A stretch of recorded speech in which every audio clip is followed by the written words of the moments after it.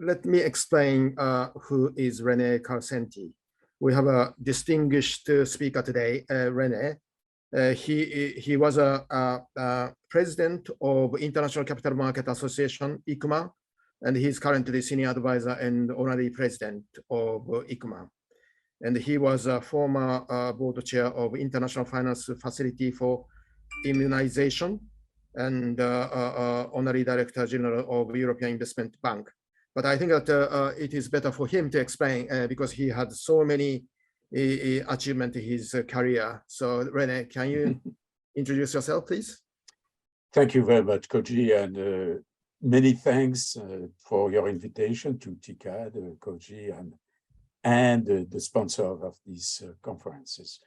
Thank you for the invitation. Yes, my career was essentially in development finance and capital markets, mostly with multilateral development banks, as you said, treasuries, first with the World Bank in Washington, IFC, where I was treasurer. Then when in 1989-91, when the European Bank for Construction and Development was created to help the transition of Eastern European and former Soviet Union countries to go to market economies, I was appointed treasurer of this new bank. And then I moved to EIB, European Investment Bank. I've also been active on a pro bono basis as in the humanitarian finance as chairman of IFFIm, which finance access to vaccines in the poorest countries for GAVI, the Vaccine Alliance. So my role in my career has been to help and to contribute in channeling savings from capital markets to finance productive and socially relevant needs and projects, particularly in development finance and emerging markets in Africa in particular. As you said, since 2006, I've led and I'm now honorary president and advisor of ICMA. ICMA is the International Capital Market Association, and its mission is to promote resilient, well-functioning, international and globally coherent cross-border debt securities markets, which are essential to fund sustainable economic growth and development. So to set the standards, to have a dialogue with regulators and so on, and building trust in the market by promoting internationally accepted standards of best practice. We have more than 600 members, institutions, public and private, issuers, intermediaries, investors. And I'm very pleased also, and thank you for your trust, Koji, to be also at your board of global advisors of GAVI, which is a very important electronic payments and company, which is also, in addition to sustainable finance, another major revolution in finance, which is really fintech and technology is really reshaping the way financial markets operate. It's innovation in financial services, which enabled by technology, and which is a very important trend. And GAVI is playing an important role in the payment system as it is completely being transformed these days. So again, thank you very much. Great. And today we ask René to talk about sustainable finance, climate transition, and vaccine finance. So René, please go ahead. And for those people who have questions, please put into the chat box. Thank you. Thank you. Yes, Koji, the subject of our discussion, our talk today, and our change, and I hope there will be questions, is about sustainable finance as it's being transforming our market and becoming a mainstream trend. Personally, as I said, I feel honored and privileged to have participated and contributed to development finance and various innovative health, green and sustainable finance initiatives, and as I said, also in the important fintech initiative now. I've been working on innovation at the World Bank, at EBRD, at EIB, in building the euro and the economic monetary union in Europe, and for the last 20 years, very active in social bonds, the vaccine bonds, and also in the green bonds, because at the European Investment Bank, we launched the first green bond in 2007. And now, of course, with ICMA, we are setting the standards for the green and sustainable finance. As I believe that health and vaccine finance, but also climate transition and sustainable finance have sparked a revolution in thinking about innovative solutions, the purpose and implementing successfully humanitarian finance, such as the International Finance Facility for Immunization, which has been able, through the issuance of vaccine bonds, to finance the Vaccine Alliance, which is an alliance of all the contributing parties to help vaccinate the children in the poorest countries in the world, particularly in Africa. But also, what we are observing is really a development of the ESG and the sustainable finance investment to achieve a positive impact. So this is what's happening. The needs remain huge in Africa for this transition to a better health environment and also a better transition into the climate transition. And we must feel all concerned and find ways to contribute. We have evolved in a few years from a situation where investors knew and cared little about what their investment were supporting to one now where purpose matters more than ever.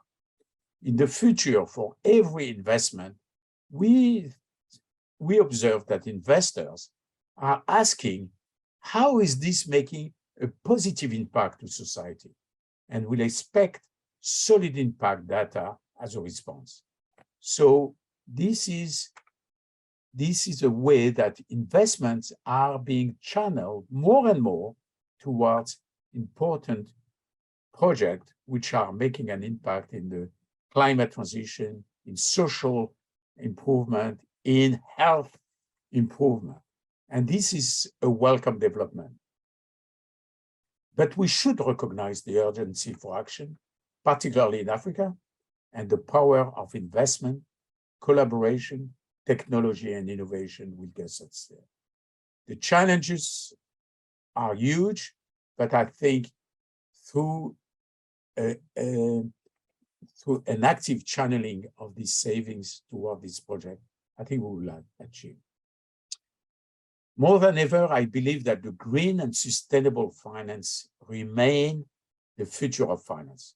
When finance is mindful of its environmental and social impact, when finance invests in the future, when finance saves lives, all of us should feel privileged to contribute responsibly to such a vital mission and to the opportunity to make a real and lasting impact, particularly in emerging markets and particularly in Africa.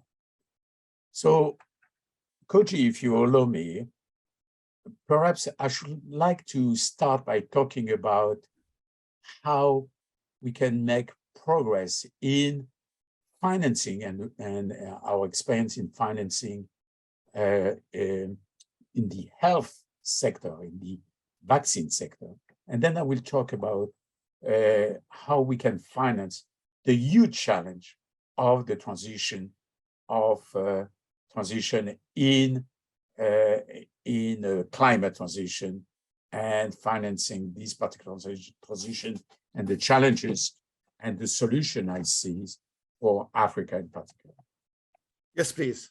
René, it's great because of your experience of first chairman of IFFIm. That's actually Yes. great. Yeah, please do. Thank you, Koji. If you allow me, I would like to talk about that particular initiative. Yes, because please. this was a very innovative instrument and institution we put in place in 2005 to help vaccinate in the poorest countries.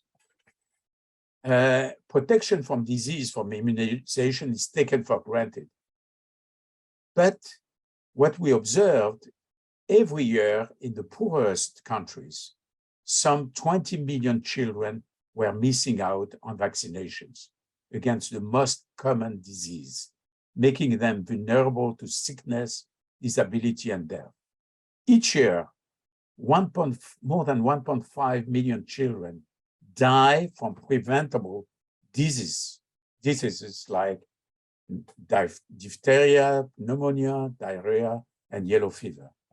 A massive and inexcusable loss of human potential. So we tried to address that through an initiative which is GAVI, the Vaccine Alliance.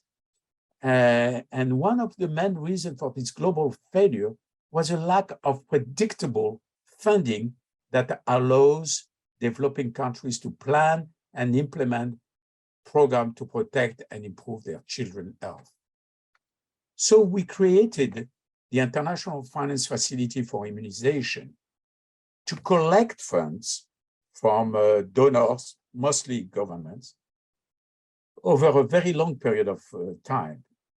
But our children in the poorest countries could not wait. So what we put in place was a system to front load this particular money and to purchase vaccines to vaccinate these children in developing countries. So the International Finance Facility for Immunization has been put in place and for now 15 years and has very much been successful in rapidly accelerate the availability and predictability of funds for immunization. The funds which are raised in the capital markets by IFFIm are used by the Vaccine Alliance, a public-private partnership which is working to reduce vaccine-preventable death and illness among children in the poorest countries. Raising funds for vaccines today based on these government pledges over a very long period of time, which provide the guarantees for issuing bonds in the capital markets, has made a profound impact. $8 billion have been raised by IFFIm in the capital markets. And IFFIm is an independent body. It functions through the partnership of 4 parties: the donors, the board, the World Bank, and the Vaccine Alliance. And to give you some indication of success, IFFIm has provided more than 1/5, more than 25 of the total program funding needs of GAVI. To date, IFFIm has raised $8 billion, as I said, and to support this vaccination program. This has helped GAVI to immunize close to 1 billion children in the world over the last 20 years, saving over 16 million lives in the long term of children from preventable disease. So most of the funding and vaccination is in African countries, and this is really a very motivating way of showing that finance really saves lives. We borrow from the market, investors like you and me and institutions and insurance companies or pension funds are investing in the bonds, which are solely used to purchase vaccine. So this is a model which is being used in other areas, for example, in education. maybe use even their initiative for war-torn countries for their to rebuild them, including maybe, why not, in Ukraine one day. So this is a model which with key benefits, which I would like to summarize. One, to increase the funding needs, in this case, vaccines, immediately available. Two, accelerating the delivery of this vaccine and making funding more predictable, and also to give the flexibility to use these funds when they are really needs. So in fact, these are mechanisms and financial market where we associate the capital markets, the donors, governments, but also large institutions like the Bill and Melinda Gates as a foundation, to provide donors with a way to spread contribution over future years, with also having an immediate impact. So it has also funded digital innovation. And I would like to say a few words, Koji, and you have been also a pioneer in this field, through the use of digital innovation in making use of digital vaccine passporting. You know, when you vaccinate children in the poorest countries in Africa and elsewhere in the world, it's very difficult to keep the recording of that.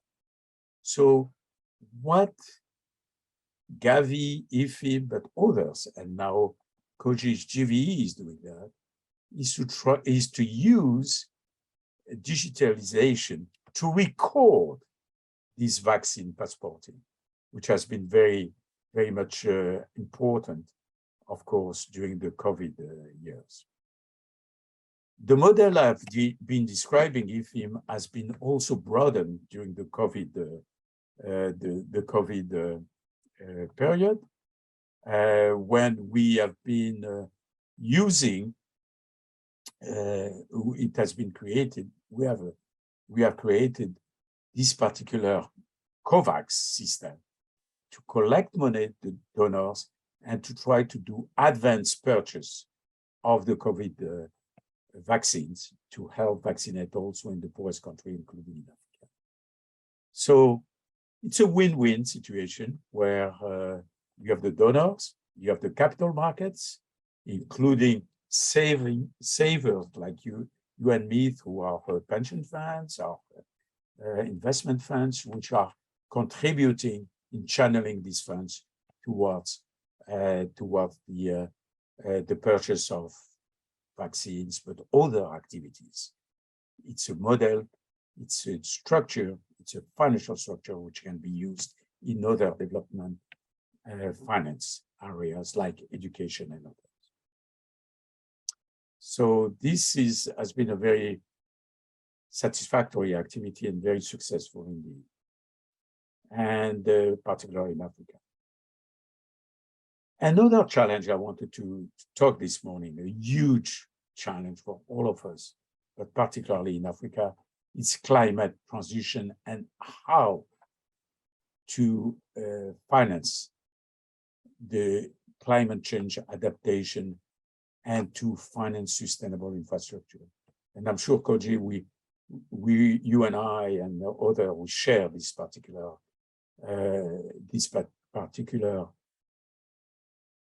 mission to try to help in this critical and fundamental challenge. And if you allow me, I would like to talk about this particular aspect of the challenge of climate transition in Africa. African nations are among the most vulnerable to impact of climate change. Acute need for climate change adaptation and sustainable infrastructure such as public transport, water supply, services, and clean energy. Vulnerability to climate change, translated as damage relative to GDP and population, is proportionally most acute in Africa. But there is a paradox. Africa's contribution to greenhouse gas emission has historically been negligible, of course, because of the low level of industrialization of these countries. But the needs are huge. So as recently as 2020 or 21, the African continent has accounted for less than 4% of the global greenhouse gas emissions. And this may increase in time. It will very likely remain less than Europe, North Africa, and Asia and the Pacific. Measured by CO2 emissions per capita, the difference between Africa's contribution to climate change and that of other regions and countries is very important. You know, Africa has been a good citizen in joining the initiatives like the COP and others. On the other hand, the financial requirements to adapt to climate change are projected to be huge in Africa. Figures are over $30 billion annually in infrastructure until 2030. These are figures from the African Development Bank. And this can be only met through diversification of finance mechanisms and sources in Africa. This is a difficult challenge in Africa, particularly because the quest for net zero emission must balance with development priorities. You know, you have huge development priorities. At the same time, of course, we are aiming to have a net zero emission. But what should come first, and how do we balance these two needs?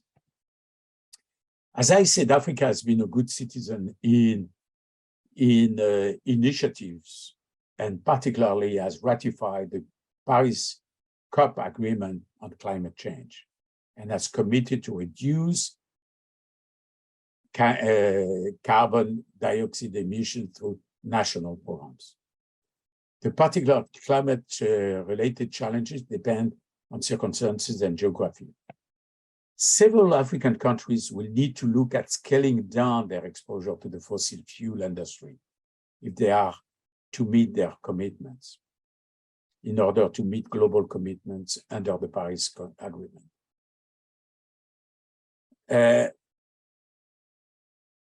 In order to meet this objective, a large percentage of oil reserves, gas reserves, and coal reserves must be left in the ground. But at the same time, there is development needs.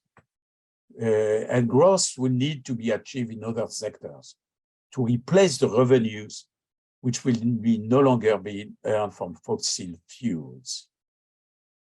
And real sustainable alternative to fossil fuel-based power production will need to be developed.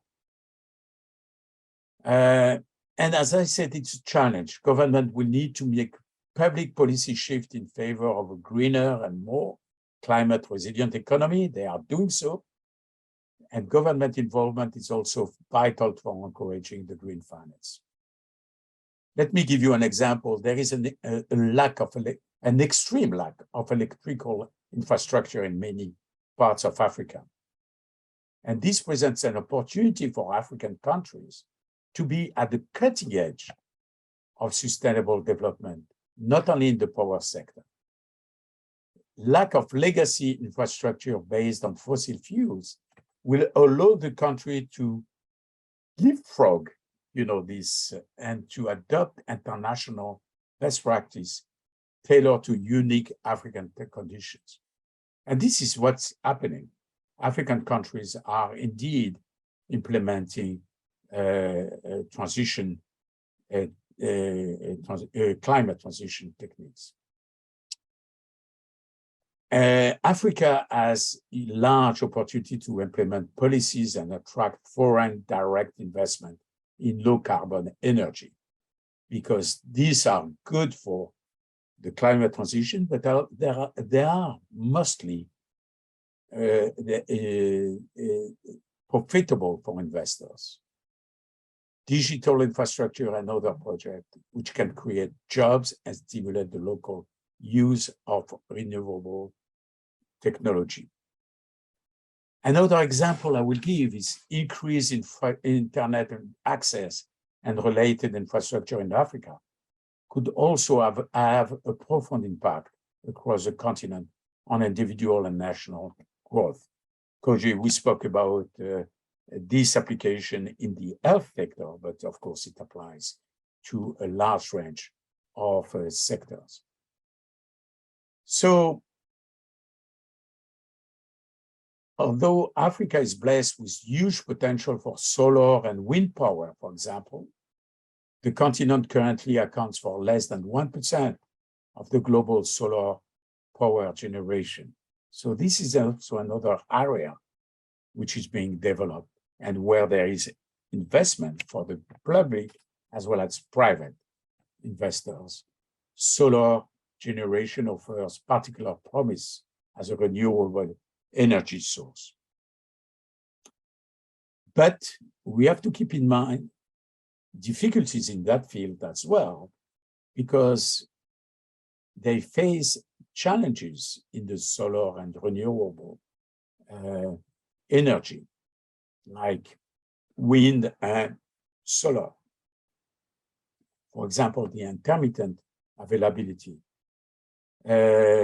Many countries in Africa and elsewhere, in emerging countries, they lack available storage technologies to materially increase this power supply.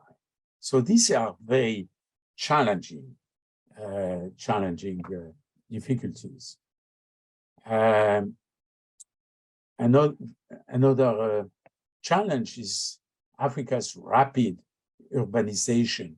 That means that the greatest demand for electricity comes from cities, where space constraints can make it difficult to install new solar and wind turbine facilities. So if I add to that, most national and regional transmission and distribution grids were developed around central generation nodes. So there is a difficulty to transport and to produce that. The challenge is huge. 4% of the global electricity is consumed in Africa, which is home to almost a fifth of the world population. So what I would say is energy transition in much of sub-Saharan Africa is less about moving to renewables than about providing electricity where currently none exists. And during the last decade, a larger share of the world's population gained access to electricity than ever before, except in sub-Saharan Africa. This is a major challenge. So where can we find this funding? As I said, the funding is coming from public sources, but it should come from the capital markets through green finance. And green finance has been at the core of my personal professional activity for the last 15 to 20 years, as I said. And I think the potential is very important. And this could be a source of growing investment where we should find ways to attract these investments towards projects in Africa and the emerging markets. As I said, multilateral institutions, the vaccine bonds, ICMA have been important pioneers. And again, I've been privileged to work in these institutions, but the market is being developed now more and more. And there is more and more of the capital market and the savings in the fixed income market, which is looking for investment, profitable investments in the transition or climate transition, particularly in Africa. And we should work to make them, to channel these particular savings over there. Just 10 to 15 years ago, the issuance volume of green bonds was a minuscule share of the bond market. To give you an example, in 2014, when the green bond standards of ICMA were launched and published, only $5 billion of green bonds were issued. Now the cumulative value of outstanding green bonds, social bonds, and so on is in billion dollars. More than $2 billion are outstanding in the green bonds. In the social bonds, it's even more. The pandemic, the COVID pandemic, has also been a catalyst for the spectacular growth in the social bond market. That means bonds which are issued with a social impact and with a social investment in financing the response to the pandemic. And this is being developed, but more is needed from all stakeholders to be at the core of such effort to increase the sustainable finance from the private sector. So let me list three main objectives and initiatives which are very important to achieve even more financing in the field of green and sustainable finance. First, I think the market needs, and the requirement is to broaden the market through innovation, and we spoke about this innovation through new instruments, but also through the digitalization, through a diversification of market participants, the retail market, but more and more of participants from the traditional and the mainstream investors like pension funds, insurance companies, large sovereign wealth funds, and so on, are becoming more and more attracted by the financing of projects of climate transition and social transition. And we should be more innovative in the products in the green and sustainability space, which we are seeing. This is a first challenge for us and of what is needed. And we see a lot of innovation, and I'm cautiously optimistic about what's happening here. Sustainability finance is becoming more and more mainstream. Second, a market has to be organized and should see the development of standards, taxonomies, so we have harmonized globally as possible to avoid greenwashing, to making sure that what is being invested goes really into proper green and socially sustainable finance project. And this is happening. We see an international coordination. My institution, which set the standards in the fixed income market, has put in place the green and social bond principles, which are the basis of the standards for 98% of all bonds in green and social, which are being issued. But more is needed. International coordination and cooperation is crucial in order to avoid market fragmentation and unintended outcome of regulation, in particular in new areas such as sustainable finance, where there is a proliferation of new regulation and standards. So standards and international standards and taxonomies are and coordination is very much needed, and it's happening now, particularly in Europe, but in other parts of the world.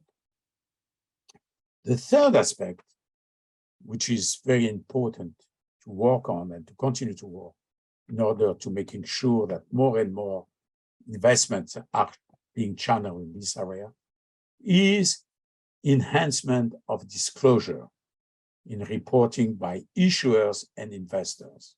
Investors and issuers should be satisfied about the transparency in the instruments, in the products they are investing in climate transition to generate even more confidence and robustness. I think we will benefit for even more new set of international impact-weighted accounting standards, for example, similar to the introduction of the international accounting standards in the past. And we are seeing that happening. So let me give you some concluding remarks on that subject. You know, the challenge is what has been called the tragedy of the horizons in finance, or how finance had to reconcile short-term objective and profitability and longer-term objectives. And progress in green finance has been impressive since then. And despite the pandemic, the COVID, I remain optimistic about its positive development. Indeed, I believe the decade ahead promises to be exciting with new tools, participants, and new practices and standards as we transition climate and finance, social development, and also health investments.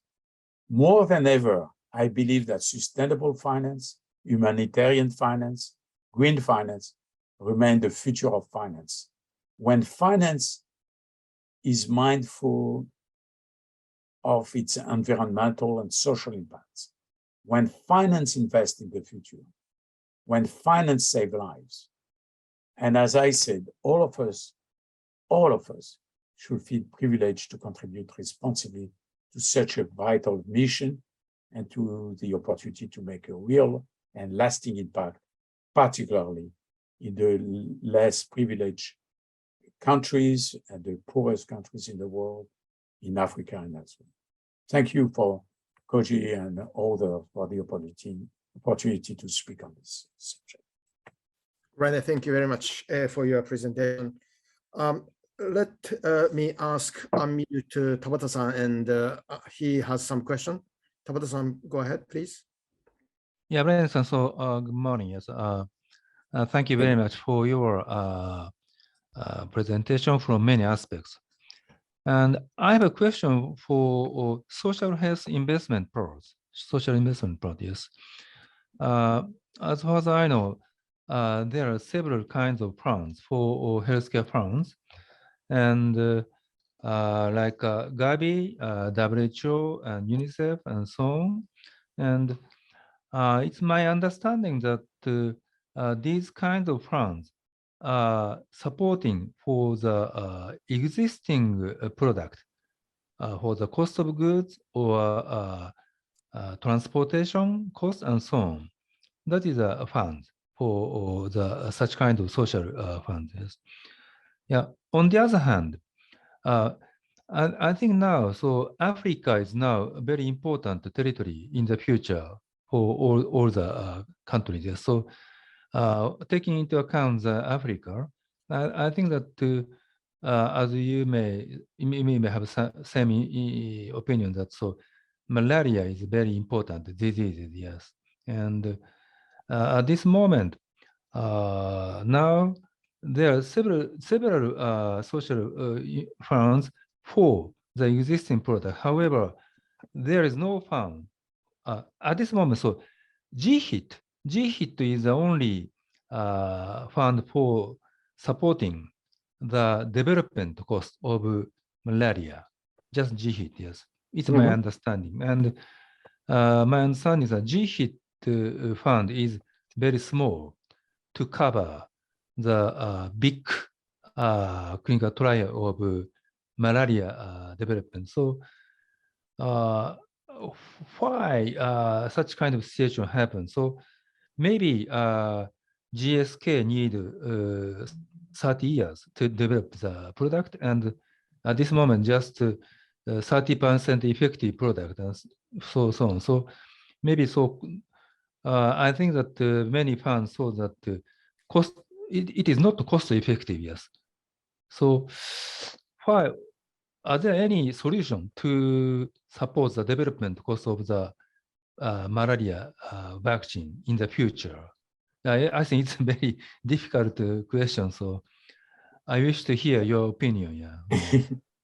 Thank you very much, Arata-san. And I know that your institution, 𝗩𝗰𝗶𝗆, has been very active in finding ways for curing diseases, particularly orphan diseases, but also research on malaria. And we should be very grateful to you and your institution, 𝗩𝗰𝗆.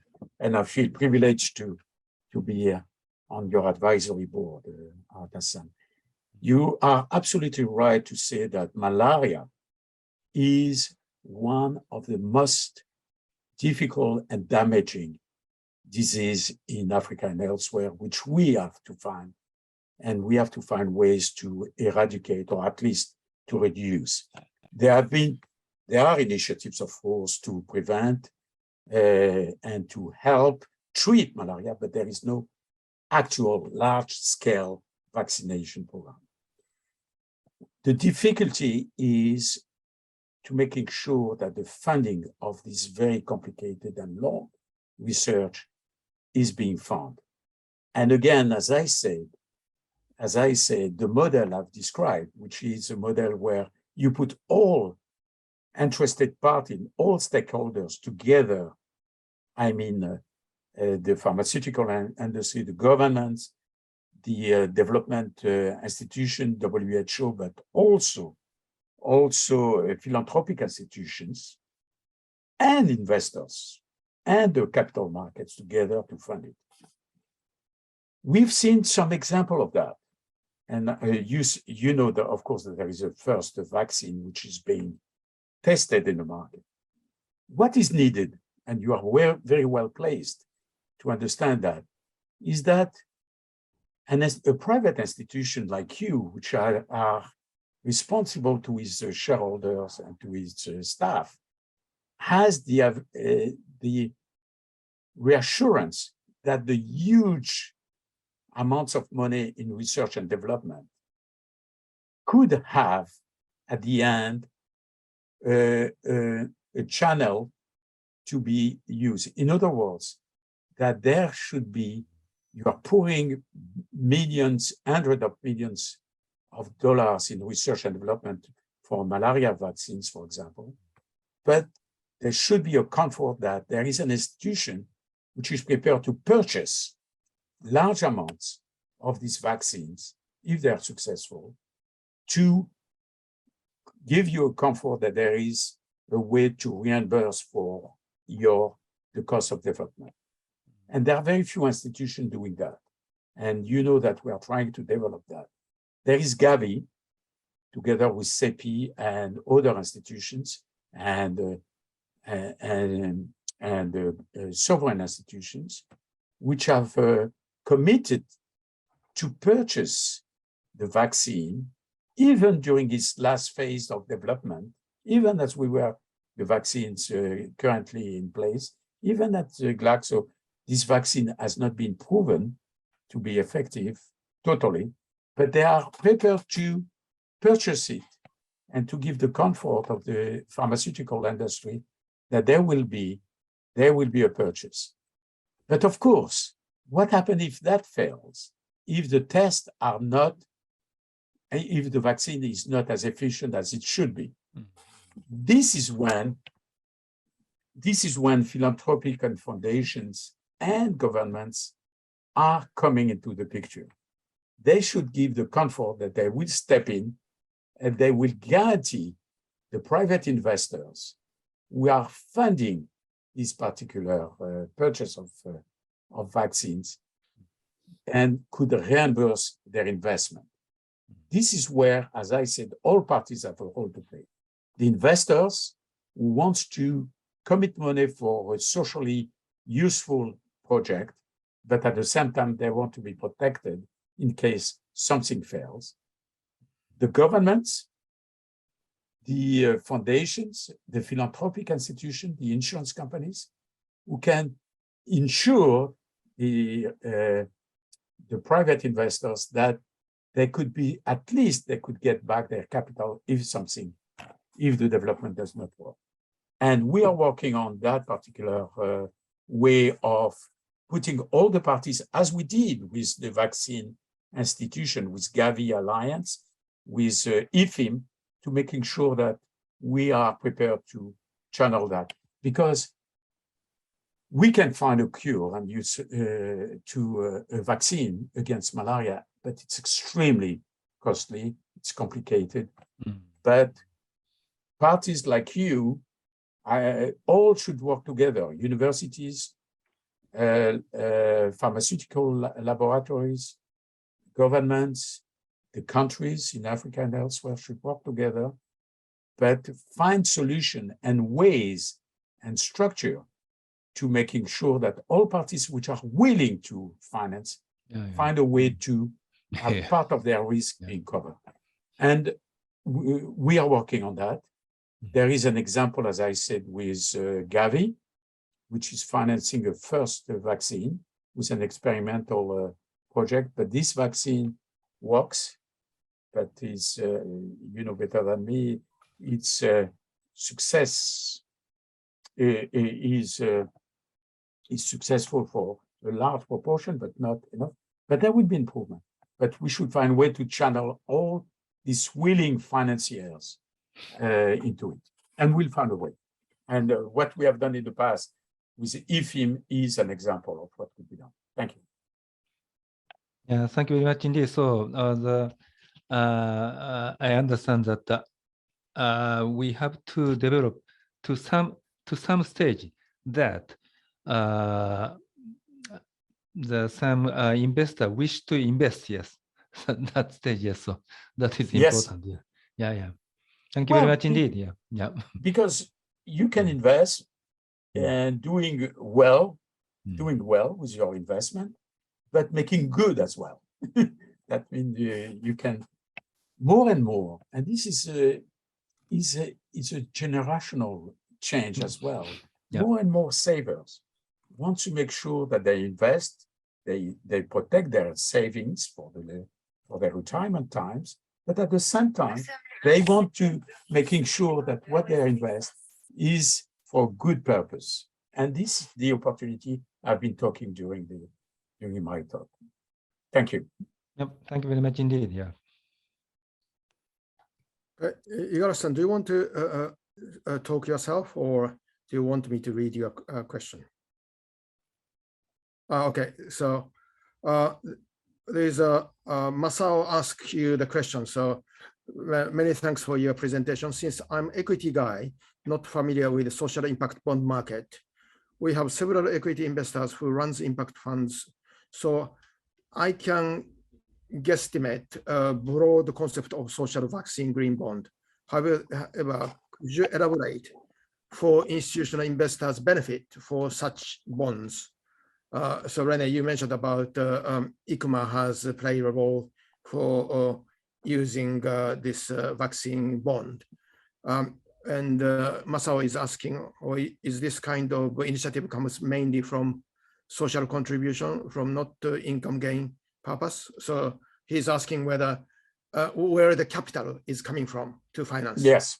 No, that's a good question. Yeah, and also probably my question is, so what was the cost of financing? So if you could just sure. Sure. If we get into, thank you. It's of course it's an excellent question. First of all, let me give the example of vaccine bonds. How does it work? Yeah. Well, basically, you have the contribution, the long-term pledges over a long-term period of time of governments, AAA, AA, and investment-grade governments, which are providing the money over a period of 5 years. But as I said, the children don't wait. So you have to go to the market and borrow the money, which will be used to purchase vaccine immediately. How do we do that? Well, we use the guarantee and of these pledges to have to set up an institution which borrow in the market in the form of vaccine bonds, has an established rating, and the investors, it's a rating of AA, and the investors have a guarantee that they will be reimbursed because it's a AA institution, and the the coupons and the interest rate is based on the rating of that particular institution. The benefit is that, let's say, France, the UK, or other countries have given money to GAVI and IFFIm over 25 years, but IFFIm is able to borrow in the market from day one, thanks to this guarantee of for the bondholders that they will be reimbursed. This is a fixed income in investment grade bond. So the investors have the comfort that they are investing in bonds whose proceeds are used for a good purpose. Now, and as equity investors, we can go one way further. We can link or tie the return of that particular bond with the performance of the vaccination or another purpose, social purpose. And this will be called impact bond. That means that you will be reimbursed the totality or part of your bonds only if the purpose you are funding is meeting pre-agreed objectives. And that means that you are sharing the risk. That's a second level. This is called impact bond. And then this is what I was referring in diversification of the instruments in ESG space, in the green and social space. And then you can imagine co-investments of equity investors, which will help fund projects in Africa, for example, where you will share the total risk. But for that, it depends on the level of risk appetite of the private investor. And again, we can start with plain vanilla bonds where you get a return guaranteed by government, but the proceeds are being funding an activity like vaccination. And you can go down in terms of risk sharing by taking part of the risk in getting partial guarantee, partial protection of your investment and so on. And I think there is a large range of instruments which can meet the risk appetite of the investors, while at the same time, this particular investor will contribute to a most valuable social or climate transition objective.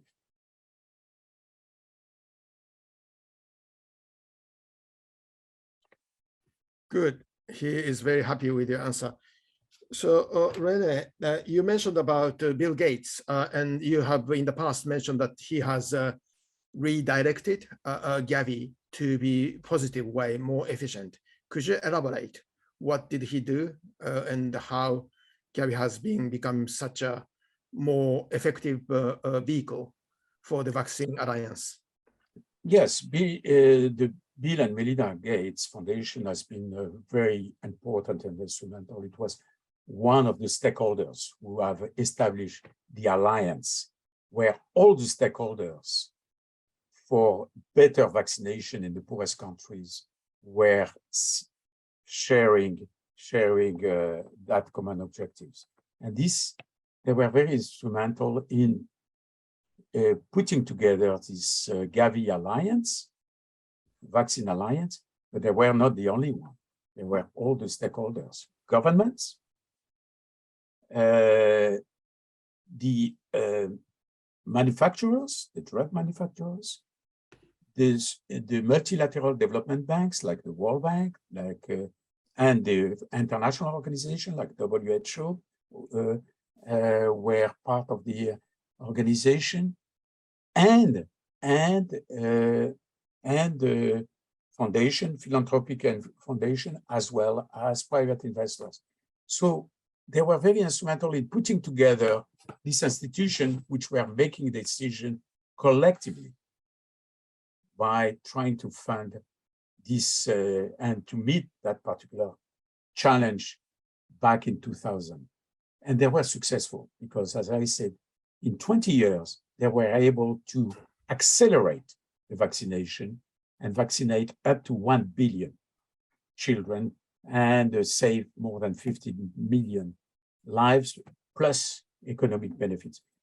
So yes, there were, to answer the question specifically on the Gates Foundation, they were one of the key participants in the creation of the GAVI Alliance, together with the governments, together with other foundations, together with the manufacturers, the NGOs as well. It's only when all parties sit down and try to find a solution that we can achieve the best solution. This is also, in my view, the model we should use to save, to get a solution to other challenges like the malaria.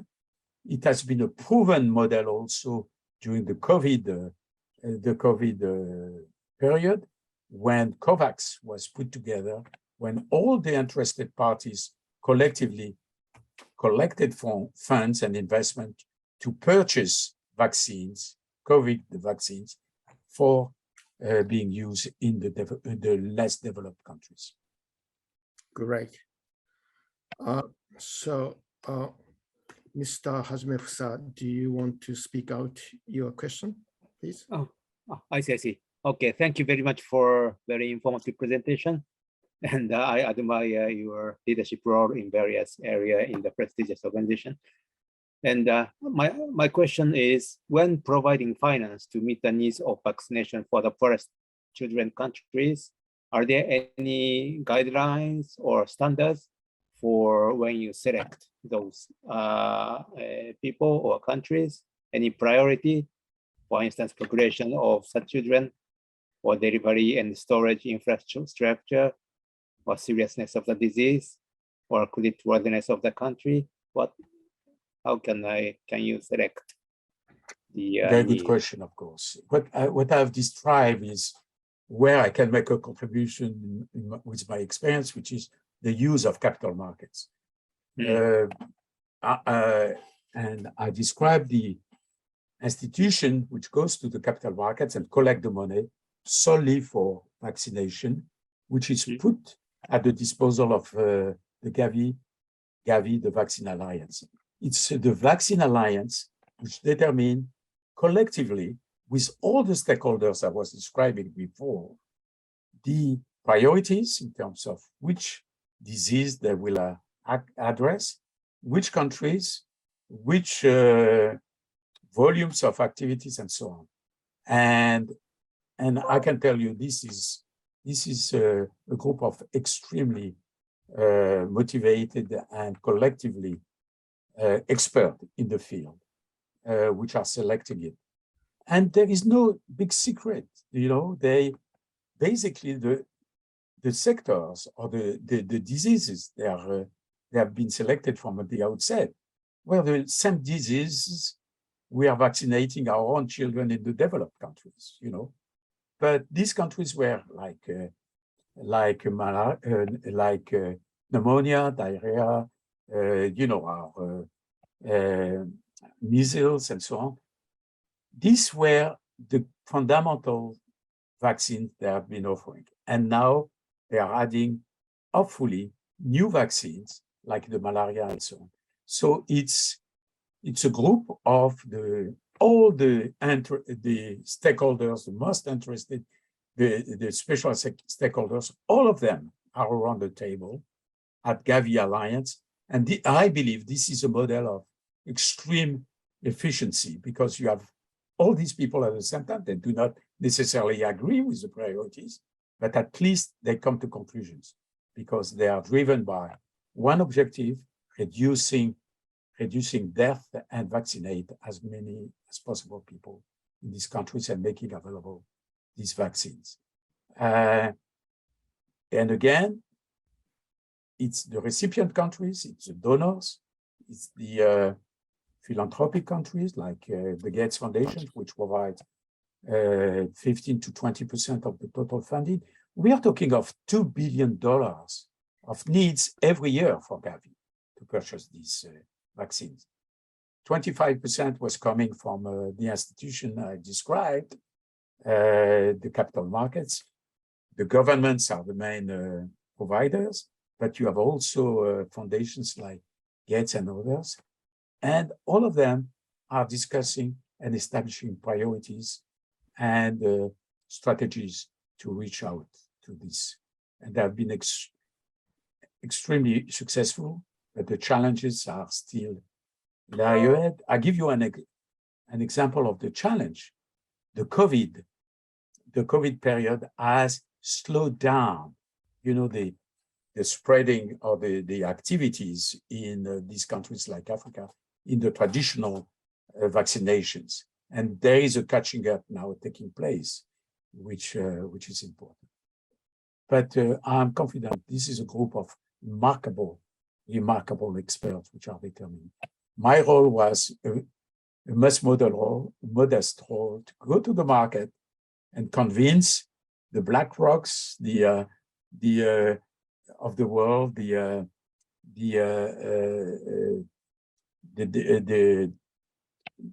sovereign funds, the pension funds and others to choose our bonds instead of other bonds and to diversify, because they were channeling these funds to a very noble and important cause. Thank you very much. Great job. Yes, well, I'm now I'm not leading these initiatives. My successors are doing that, but I'm very close to this GAVI family of vaccinations. And as I said, we are using this model for other activities where there are many challenges in the world.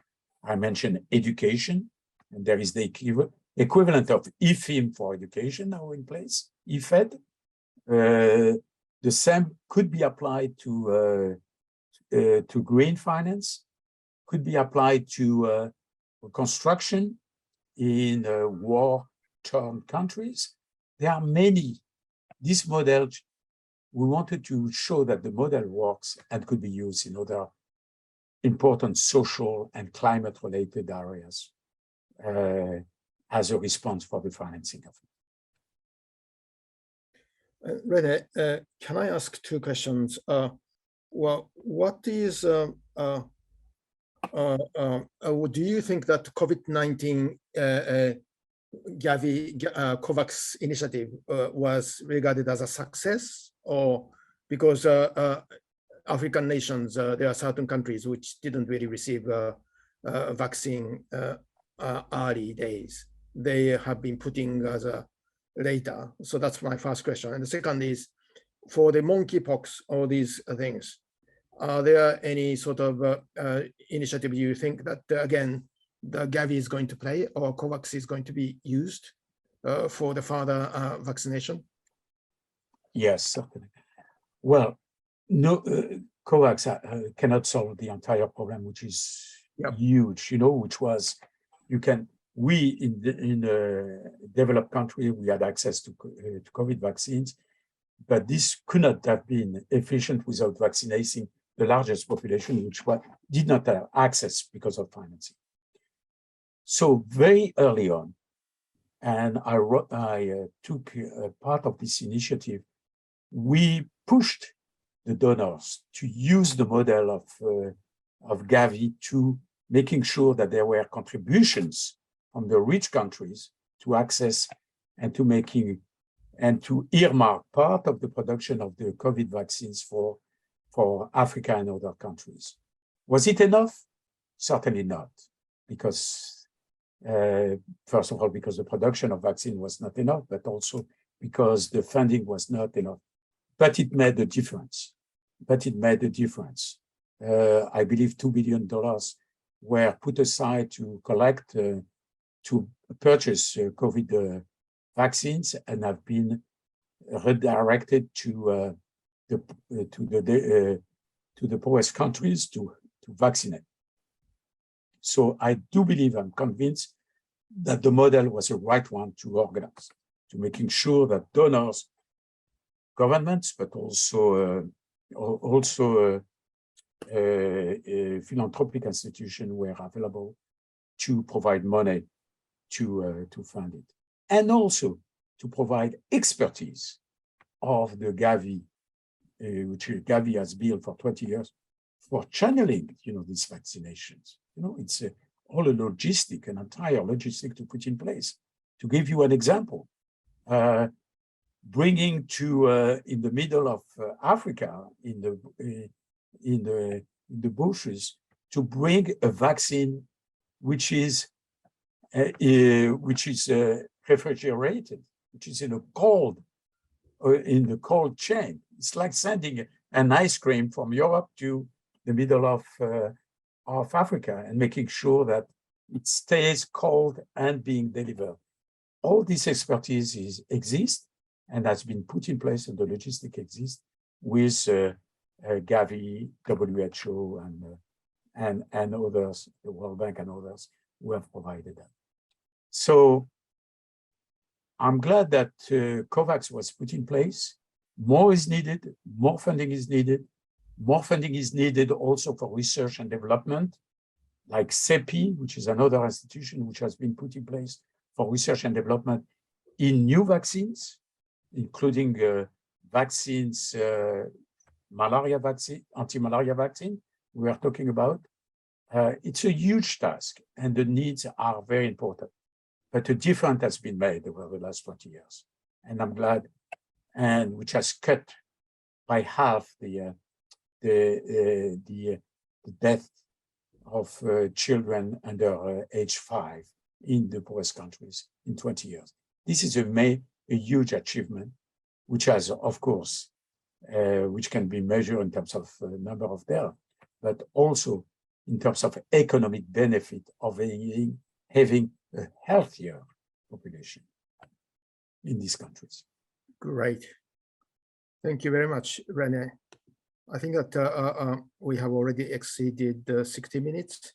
So I just want to make one remark. I just couldn't understand this vaccine hesitancy trend in some of the developed countries, which is not scientific at all.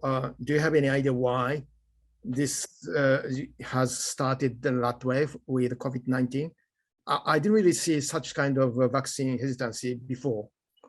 Well, it has existed, particularly in much more smaller sort of proportion, right? So I agree. It has always existed. It's part of human nature, to know is the remedy safer than the disease and so on. That we can understand the psychology, but it has taken another proportion with COVID because it was global pandemic.